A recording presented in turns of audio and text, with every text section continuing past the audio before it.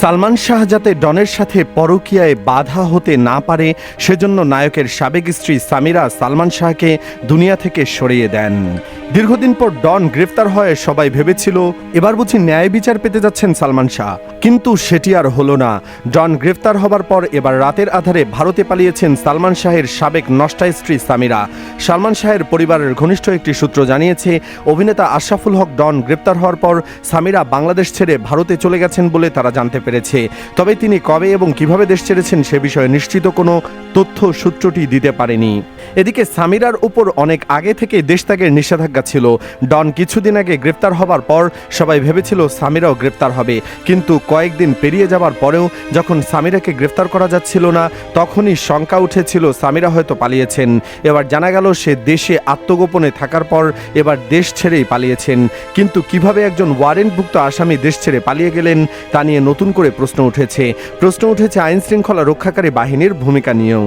উল্লেখ্য, সালমান শাহের মামা আলমগীর কুমকুমের করা নতুন মামলায় সামিরা হককে প্রধান আসামি করা হয়েছে। মামলায় মোট 11 জনকে আসামি করা হয়েছে। তবে সামিরা সত্যি বাংলাদেশ ছেড়েছেন কিনা বা ভারতে অবস্থান করছেন কিনা সে বিষয়ে আইন শৃঙ্খলা রক্ষাকারী বাহিনী কিংবা ইমিগ্রেশন কর্তৃপক্ষের কোনো আনুষ্ঠানিক বক্তব্য পাওয়া যায়নি, ফলে বিষয়টি এখনও নিশ্চিত নয়। উল্লেখ্য, ডন সামিরার নিষিদ্ধ প্রেমে বাধা দেওয়ায় জীবন দিতে হয় নায়ক সালমান শাহকে। ডন গ্রেফতার হলেও সামিরা আত্মগোপনে রয়েছেন। নষ্টায় এই মহিলার বয়স 45 পেরিয়েছে, কিন্তু এখনও তাকে দেখলে পাগল হয়ে যান অনেকেই। বয়স বাড়ার সাথে সাথে বাড়তে থাকে সামিরার উলঙ্গ হওয়ার পরিমাণও।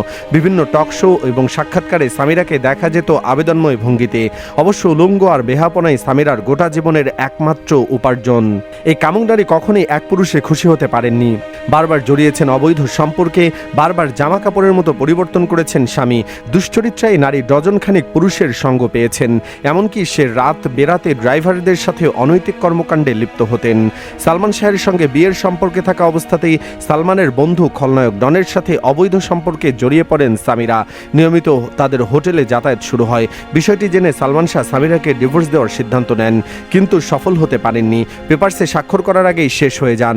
সামিরা এতটাই কামুক আর নষ্ট ছিলেন যে তার বয়ফ্রেন্ডের লিস্টে জায়গা পেয়েছিল গাড়ির ড্রাইভার থেকে শুরু করে বাসার কেয়ারটেকার পর্যন্ত। ডন, আজিজ মোহাম্মদ ভাইদের পাশাপাশি সামিরা আরও অনেকের সাথে অবৈধ যৌন সম্পর্কে জড়িয়ে পড়েন। আর এতে বাধা দেওয়ায় সালমানকে 12 লাখ টাকা দিয়ে কিলার ভাড়া করে শেষ করে দেয় এই সামিরা। সুপ্রিয় দর্শক, সামিরার দেশ থেকে পলায়নের ঘটনায় দায় কি প্রশাসনকেই দিবেন? কমেন্ট বক্সে জানিয়ে দিন আপনার মতামত। ভিডিওটি ভালো লাগলে লাইক দিন ও শেয়ার করুন। ধন্যবাদ।